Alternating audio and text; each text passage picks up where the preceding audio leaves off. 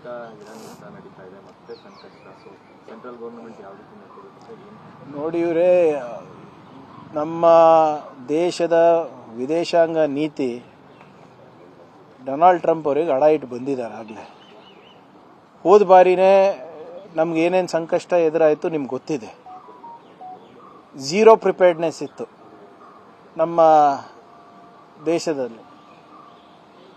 ಯಾವ ರೀತಿ ಇಂಧನ ಸಚಿವರು ದಾರಿ ತಪ್ಪಿಸಿದ್ರು ಪಾರ್ಲಿಮೆಂಟ್ನಲ್ಲಿ, ಅದು ಕೂಡ ಇದು ಇದೆ. $100 ಪರ್ ಬ್ಯಾರೆಲ್ ಇದ್ದಾಗ ಬೆಲೆ ಏರಿಕೆ ಮಾಡಿದ್ರು. ಅದು $40 ಇಳಿದಾಗ ಬೆಲೆ ಇಳಿಸಿಲ್ಲ. ನಮ್ಮ ವಿದೇಶಾಂಗ ಸಚಿವರು ಇದಾರೋ ಇಲ್ವೋ, ನೀತಿ ಇದೆಯೋ ಇಲ್ವೋ, ಪ್ರಧಾನಮಂತ್ರಿಯವರು ಹೋಗ್ಬಿಟ್ಟು ವಿದೇಶದಲ್ಲಿ ರೀಲ್ಸ್ ಮಾಡೋಕ್ಕಿದಾರ, ಏನು ನೀತಿ ಮಾಡೋಕ್ಕಿದಾರ, ಅದೇ ಗೊತ್ತಾಗ್ತಾ ಇಲ್ಲ ನನಗೆ.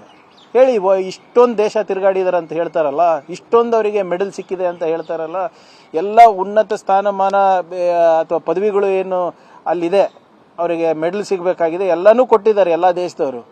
ನಮಗೇನು ಲಾಭ ಆಯಿತು? ಭಾರತೀಯರಿಗೇನು ಲಾಭ ಆಯಿತು?